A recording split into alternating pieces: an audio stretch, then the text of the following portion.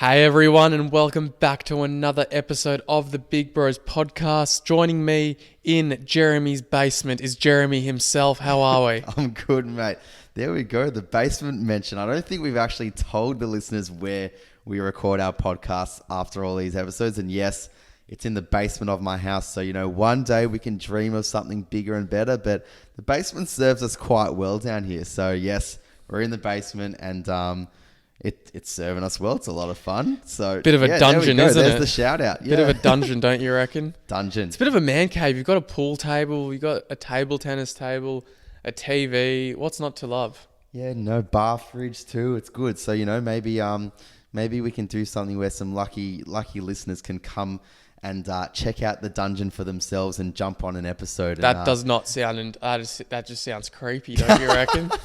Imagine, it's what you make of it. Yeah, it'll always be fun with us. But anyways, how have you been, mate? I've been good. Started uni a couple of weeks back, doing my masters now. So different experience altogether, going from undergraduate studies to now kind of being trained to become a psychologist. So huge. It's exciting. Massive. But yeah, I'm really excited to talk about this episode, or rather the topic of this episode. Do you want to explain to our listeners what we're going to be covering? Such a good topic. Such a topic that I think we've wanted to dive into a little bit more of recently. And it's just about having those unhinged skills and knowing how to master them in your early 20s. So what are the skills that every guy and girl should be trying to master in their early 20s? And these aren't just going to be the skills of finding your passion, going to the gym, eating well, getting enough sleep.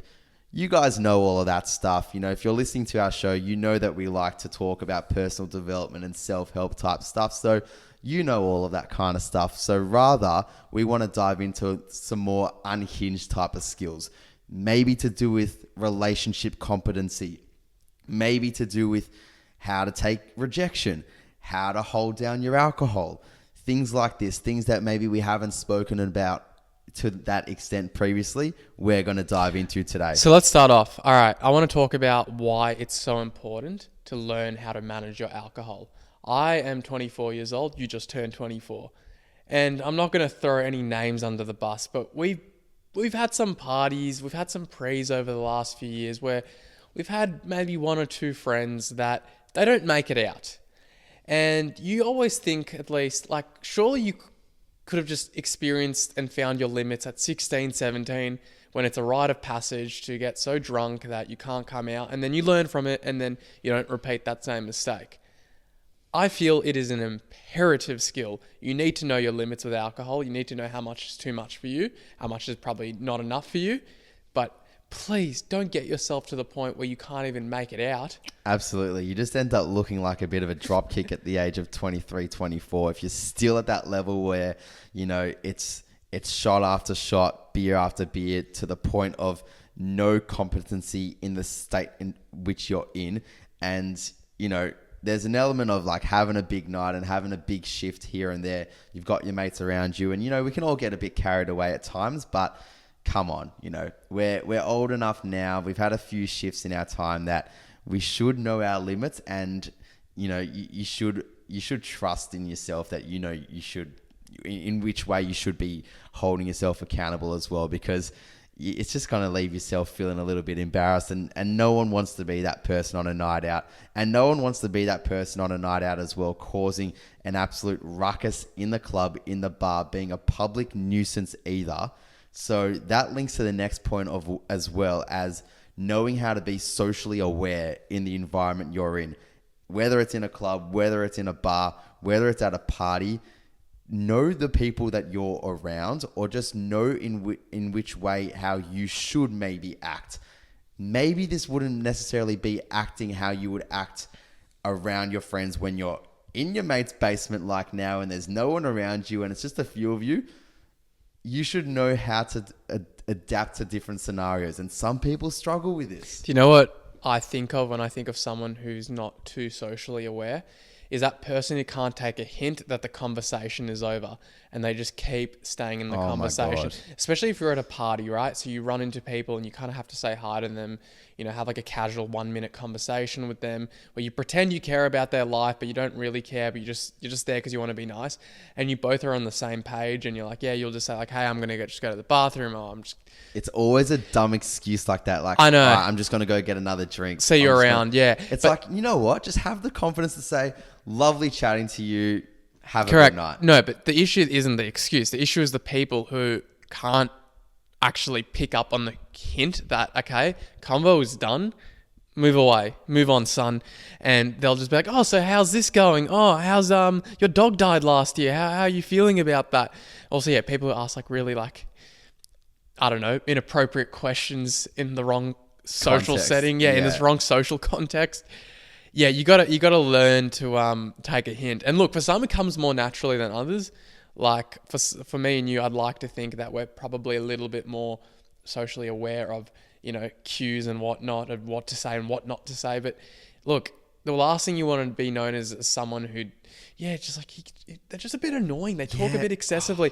It's just not. It's not a terrible blight on your character, but it's not good. No, it's like you're going for a walk around the park. You're with a mate. You're having a coffee. You see someone approaching you like about 100 meters away. You know them. They know you. And you know that like you're going to have some level of dialogue between you as you have that lap, as you have that crossover. It's so fine to just be like, hello, have a nice day, and continue carrying on walking. You don't need to have that stop where you actually stop. You have some shitty conversation about what it is you're getting up to today, how your university studies are going, how's work going. Like, look, unless they're like an actual close mate, like, that's fine. That's within reason. But, if it's just that acquaintance, that person that you would see once to twice a year at a party, so fine to just have the confidence in cracking on, because they would probably feel the same way. They would probably not want to really have that shitty conversation with you just for the sake of feeling like they need to. Like, just say hello, crack on with your day. They would feel the exact same way as you do. Do you know how many walks I've been with that have been derailed by some person deciding to think, oh, this is a great chance to impute myself in this conversation, when it wasn't like a open invite. So I'll be on a walk with someone, like a good friend, be talking about something quite important. It could be actually like a significant discussion, right? And then they're like, oh shit, I have to say hi to this person. And they come up, and instead of just being like, hey mate, good to see you, nice to meet you, walk off, whatever, which is what I'd say 95% of people do, they decide it's a perfect time to have a therapy session. Yeah. They think it's an excellent time to start catching up, days of our lives sort of thing.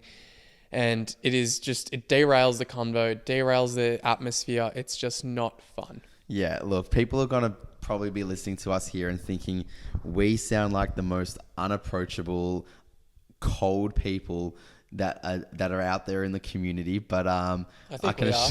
I'm a bit cold. You're a bit cold? If you see me on the streets, do not approach me. I'm joking. I'm definitely joking. I'm a nice person. I bite sometimes, but not all the time. Oh, good. Well, just to confirm, like we aren't as cold and unwarm as we might be sounding to be, but you know what? It's just a message that, you should learn the skill of being socially aware, knowing the context in which you're in, and knowing when to have that deeper, longer conversation and when to just have a passing conversation. And look, that is just something that you learn with time. Next one, what other skills should we learn in our early 20s? Learn some form of self-defense, whether it's boxing, Krav Maga, Muay Thai, Jiu-Jitsu, Samba, any of those is fine. And I'm not saying self-defense for the sake of you becoming a world champion. I'm saying self-defense for the sake of one day you might have a family and there might be a drunk person or someone who's on drugs and they might come and threaten your family. One thing you want to know is that you can not only protect yourself, but the people that you love and hold dear to yourself. You do not want to be ever at the point where you undermine your own skills. Now, any kind of first lesson to any self-defense class ever is, if you can avoid the fight, avoid it. So definitely avoid the fight.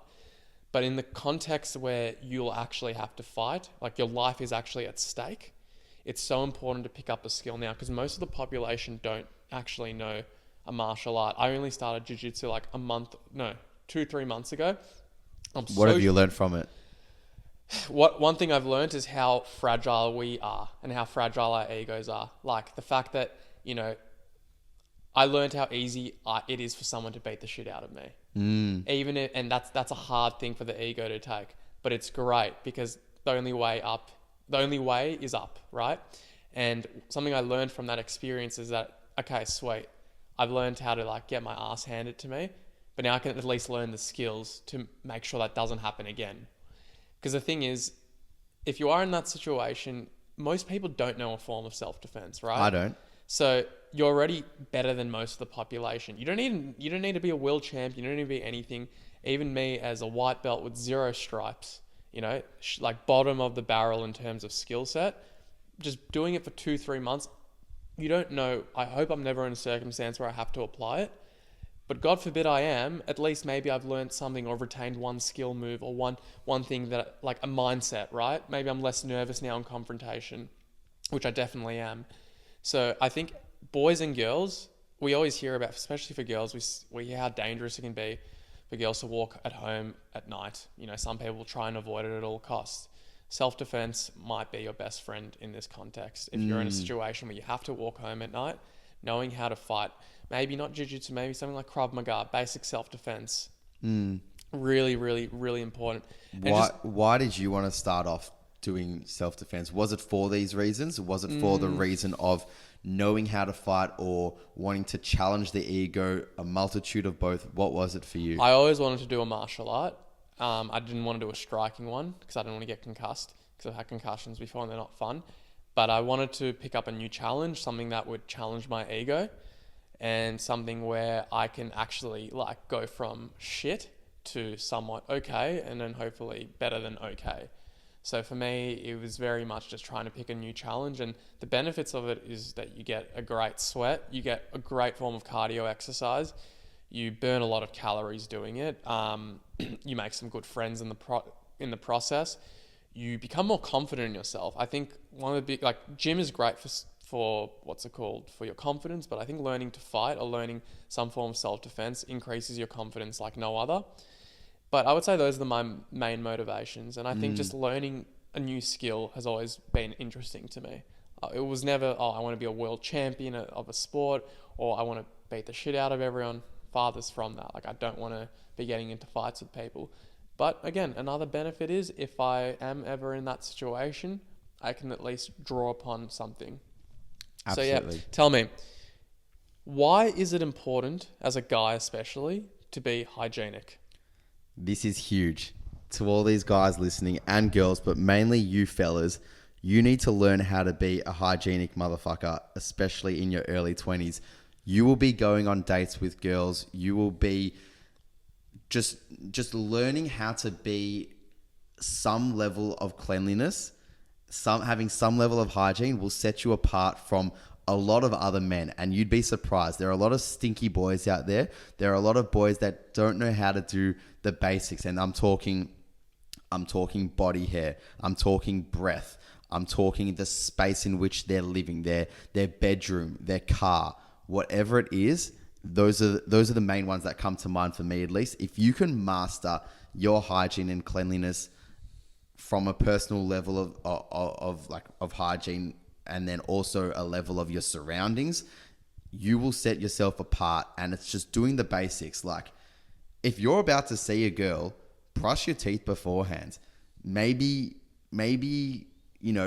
shave the areas in which, you should maybe shave, that like might have some extra level of body hair that maybe, one, don't look that appealing, or two, might attract or encourage more sweat in those areas that look a little bit crap. If you can just master doing those basic things, grooming facial hair as well. If you've got that, just looking a little bit more well kept, having a good skincare routine, applying like a facial cleanser. Look, we're not sponsored by anything, but so this is just like what do you use? What do I use for skincare? I keep things really, really basic. In the shower, I'll use like a CeraVe facial cleanser. I'll get out of the shower. I will apply a gentle moisturizer on my face as well, just one that suits my face and that I don't react to. And if I'm going to bed, sometimes I'll apply like a toner as well, just before going to bed if I've got a few blemishes on my face. But otherwise, if I'm like having a shower and heading out, it'll always be cleanser, moisturizer, off you go, son. Basics of like, those are the literal basics. Like, you don't need to have like a 5-6 step skincare routine, but just some form of skincare like that will set you apart. And I noticed that like my skin blossomed a lot more once I employed that, because, you know, I used to be a grotty teen myself, and I used to just go with the body wash on the face, and that was about it. And that was pretty nasty, and that caused a lot of blemishes, but you learn, right? So just having a basic routine like that will set you apart. Having a good deodorant, having a good cologne, a cologne that suits your body as well. I'm still trying to master this one myself. You know, I've got a fair few colognes now, and I'm still trying to find the best one that suits me. You know, there's sweet ones, there's like darker scents, more masculine ones. Whatever you do though, don't freaking use Dior Sauvage. And like, sorry if anyone's listening that is using Dior Sauvage, but look, if you wanna be within 60 to 70% of the male population smelling like the same people walking around, you know, YSL in Chatston, keep wearing Dior Sauvage, but otherwise set yourself apart. Find something unique to you. What's your thoughts on Mont Blanc? Mont Blanc. Mont Blanc. Get the pronunciation right first, mate. Far out. Should be a perfume salesman. Mont Blanc Legend. Yeah. Yeah, I like it. I own Nice, it. man. That's one of my favorites too. Yeah, Me it's too. good. It's great. But yeah, that's the basics in terms of like your male hygiene, I find. But in terms of the space, clean your bedroom for God's sakes. Like, if you've got not even like a date coming over, but if you've just got like your mates coming over, have a clean space. Get that vacuum cleaner out and clean up the dog hair around your bedroom if you've got a dog. You know, put your clothes away. Don't leave your clothes on your chair. Tidy up your desk space. Make sure your room doesn't smell like you've just gotten back from the gym. You know, even if you just got like, I'm not talking about like a deodorizer, but even if you just got like a cologne or like a deodorant, just spray that briefly in your room. Just make sure the environment smells good, because if your environment smells good, you will smell good. And if your environment looks good, you will probably look good too. You will look a lot more well kept. And that's why the car is so important as well, especially if you're picking up a passenger. Like, make sure you don't have 7 million plastic water bottles That's spread such all a over the direct seats. attack to me. Well, To be fair, I've gotten better with that. yeah, just, you know, get rid of those plastic bottles in the back of your seat. Get rid of the beach towel that's been lying there since you went to the beach last Tuesday when we had a freaking good day of sunlight. You know, just make sure you're a bit more well kept in your environment and your body, and you will set yourself apart. I can't stress this enough. Well, we have our newest sponsor for Manscaped, and it's you, Jeremy. No, not at all. Promoting male hygiene. Very, Look, very important. It's just the basics, but if you guys can do it, you'll set yourself apart. You know, I'm not going to talk and say, you know, what females should do, because I'm not well versed in that domain. But just for the fellas out there, just get the basics right, and you'll be on your merry way, and you'll land yourself a few more dates as well. I can guarantee it. Now, Ilan, talk to me about learning to take rejection. Rejection is an inevitable part of life. But what makes rejection cool isn't necessarily the rejection itself, but how you can rebound from it and not letting it stop you. Whether it's rejection with a girl, you know, asking that girl that you like, but they reject you. Great, they rejected you. Go for someone else. You're going to be spending the next 6-7 months ruminating whether they were the one for you. They weren't. They rejected you. Rejection's great as well. It gives you a lot of information. If you get rejected for a job, use it as a learning. God, it sounds cliche, but it's true.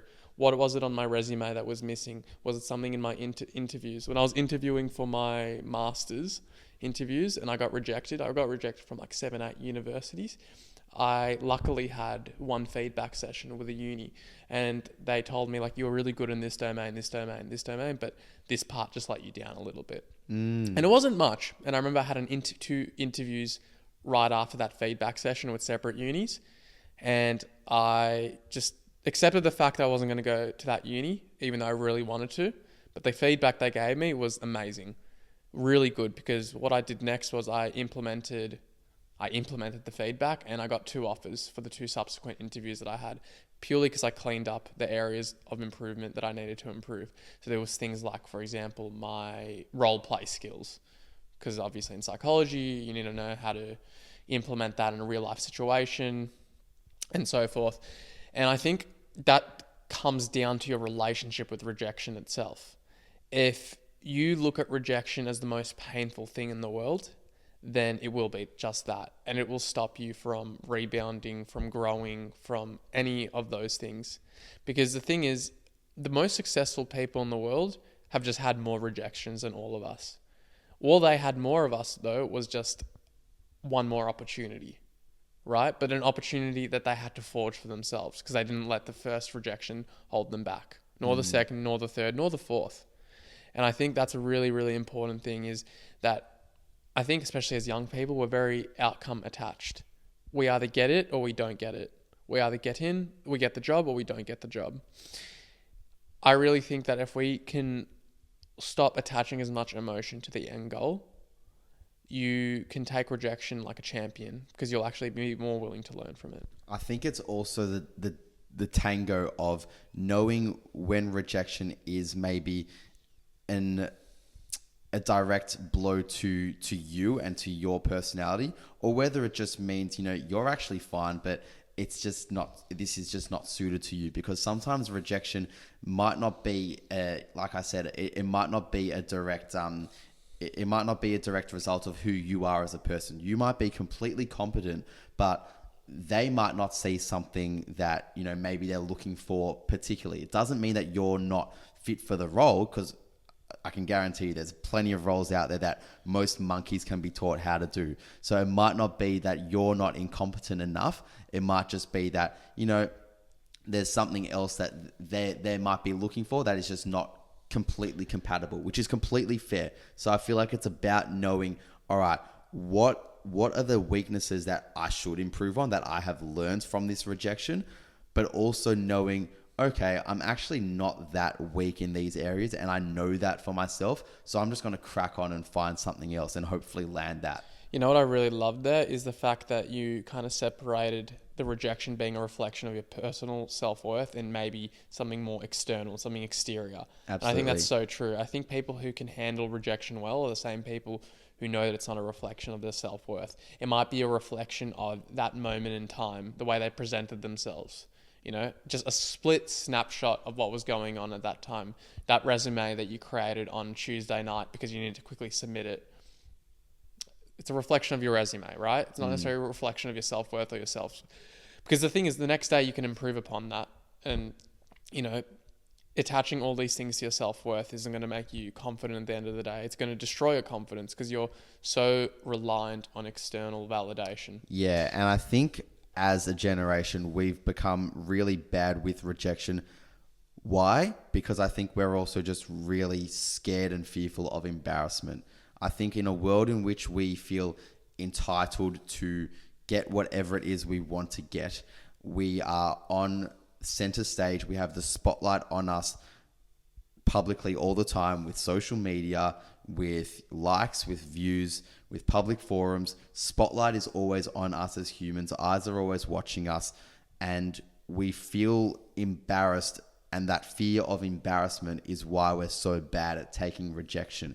So I feel like if you can learn how to not become embarrassed, and that is through exposing yourself to more rejection. So it's like that exposure therapy. If you can put yourself out there and learn how to become rejected, essentially, you will not feel embarrassment anymore. And I heard Alex Hormozy talking about this on Chris Williamson's podcast recently, where he spoke about the 100 days of rejection challenge. And that starts off with simply just going up to your local cafe and ordering a coffee and asking them at the cashier, can I just get this coffee for free? Like, do I really need to just pay for this coffee? Can I just get it for free? And that's scary because you're fearful of the embarrassment of the rejection.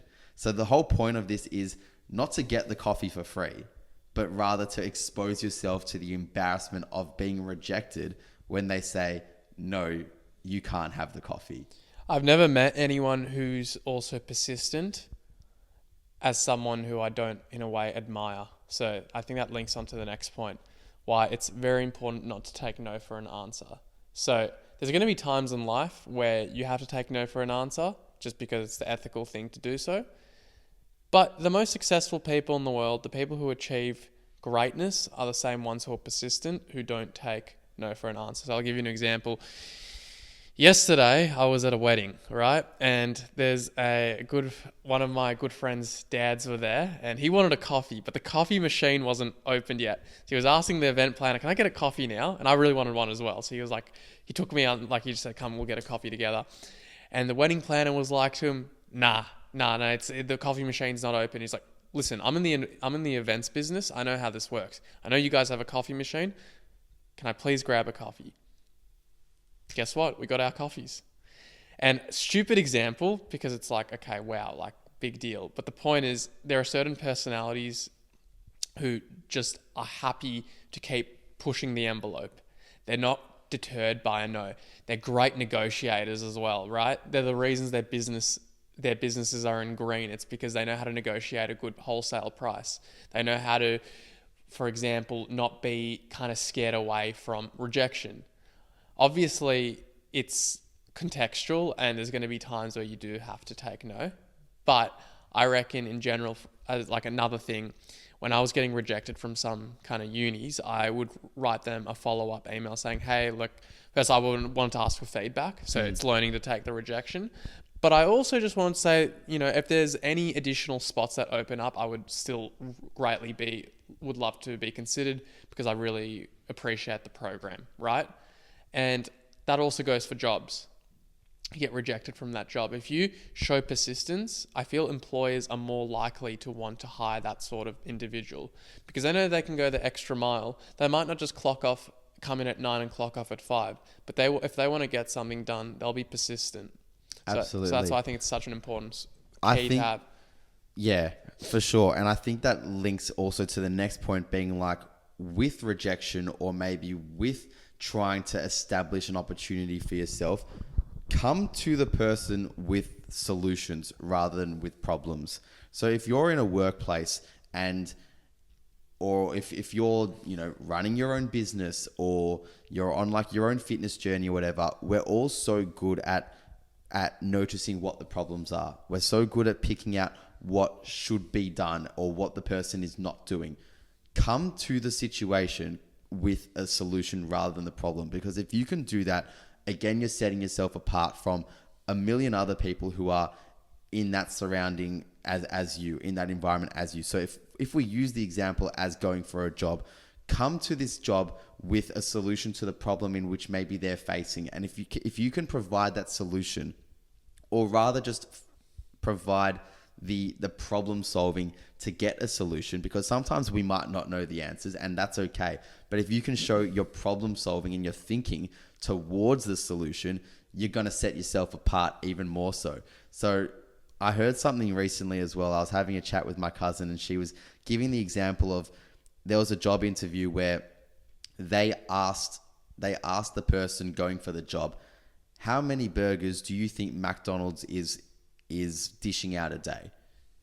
And they're expecting the person who is going for the job to, say an arbitrary number perhaps.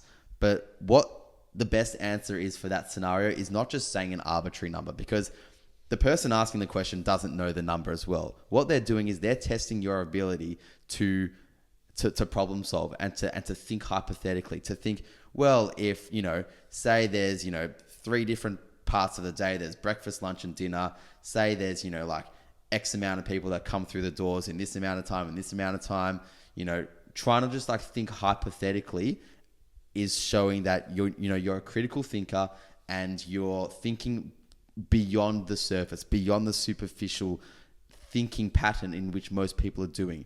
So learn how to become a problem solver, learn how to become a critical thinker and provide solutions if you can. And that'll set you apart even more so from the rest of the population too, especially in your early 20s. I love that. Lastly, what does it mean to be a sexually competent partner, and why is that a crucial skill for people in their 20s to develop? massive skill. You're coming out of school, you don't know how to be a competent sexual partner. You might have a girlfriend, which is great. That's a great way to learn and to discover what it is you like, what it is, your partner, your sexual partner likes. Great way to learn. But a lot of us don't have that privilege of, maybe having a partner in our late teens and early 20s. I certainly didn't. And what do you do then? You're just out on your own, essentially. It's that taboo topic where no one is really talking about what it is to do in the bedroom. You're surely not advocating to engage with like prostitution. Absolutely not, mate. All right. Just double checking. Absolutely not. Rather, what I'm encouraging is to try things out. You're going to be meeting girls or guys, whatever it is, for the first time, and you're going to want to be as sexually competent as you can. Just know that at the start, you're probably going to be so bad. You're probably going to be so shit. I certainly was. And you learn, nah, mate, it's not that funny. I feel like, it's just part of, that's part of growing up. And I certainly was at the start because, I didn't have that serious relationship with a partner. So how do you learn? You learn through meeting certain people here and there, and none of it is really going to come as naturally or as quickly as you think it might happen at the start. It takes time to build up level of like sexual competence, level of knowing what it is a person might like, what it is you even like. So what do you do then in that scenario?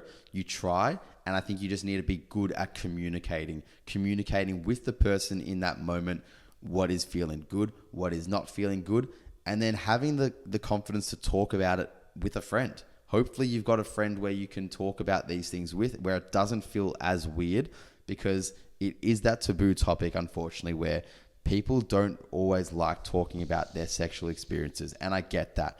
But how else do you learn? How else do you learn when you're, a kid in your early 20s and you haven't had that much experience? Things are really new for you.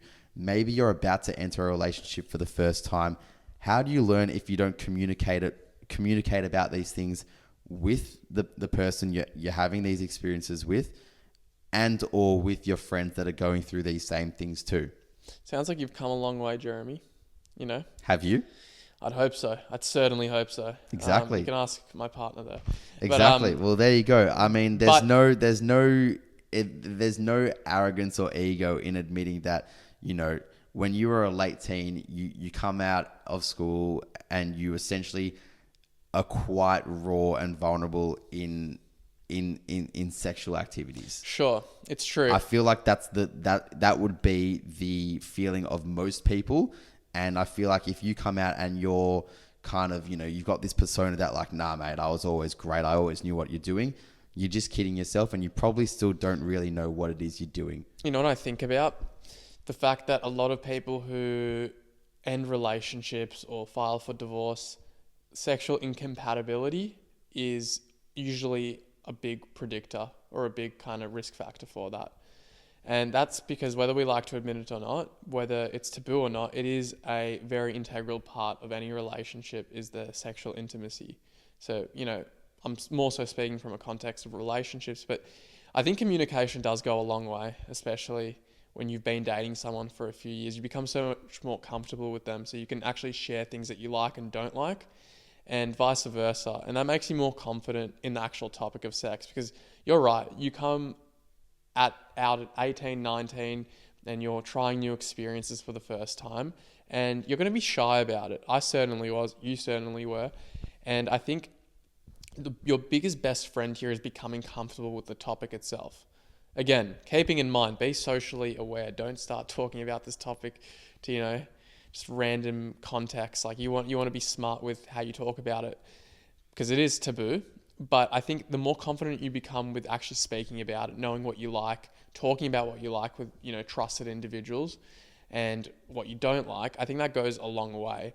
And I do think practice makes perfect, especially in this context. It has to. There's no other way. So we're not necessarily promoting that people go and get a big body count, but what we are promoting is that you're a bit more open with the topic. If you're with someone and they're telling you they don't like what you do there. Don't take it as such a personal attack. I think as men especially, if someone tells you, you know, you're not a good sexual partner, that would sting. That would really sting. I think that ties in a lot to our ego. But at the same time, if you can kind of look at the criticism and say, is it something that's like modifiable, which I'm sure most times it can be. Which I think always is. Yeah, look, some people aren't endowed with physical size, but, you know, as our sex ed teacher told us back in school, it's not the size, it's like the fight of the lion or some shit like that. I thought that was pretty funny. Even then, they were like pretty much saying like, don't let, you know, your genetic endowments inhibit you. Yeah. And it's true. But I would say it's a very important skill. I think whether we like to admit it or not, it is crucial. It's a massive, even just in the context of relationships, it's going to be a massive determinant of relationship satisfaction. It's a key, not the only pivotal cog, but it is a pivotal cog nonetheless. Absolutely. I think we've covered a lot of skills there, mate. A lot of unhinged skills there. We've gone through sexual skills. We've gone through social skills. We've gone through job skills, cleanliness, a whole bunch of things. So I think we'll wrap it up there, mate. And if anyone has any questions about these skills, these unhinged skills, as you know, DMs are always open. So dive in and talk to us. If you've learned something, if you find something really interesting from today, let us know as well. You know, share it with a friend that might be interested in this as much as you, because, you know, that's certainly how you'll continue to grow and how your mates will continue to grow. So let's normalize talking about these things a little bit more, these unhinged skills. You know, like we said at the start, we hear all about the good ones and the mundane ones about eating good and working out and all of these ones that you already know well about. Let's talk about more like these ones and spread the love. So share it around with a friend and like our show as well if you've really thoroughly enjoyed it. That would help us grow and continue to work out, I guess, what it is you like to listen to too. Yeah, on that note, everyone, have a happy Tuesday. Love you all. Bye-bye.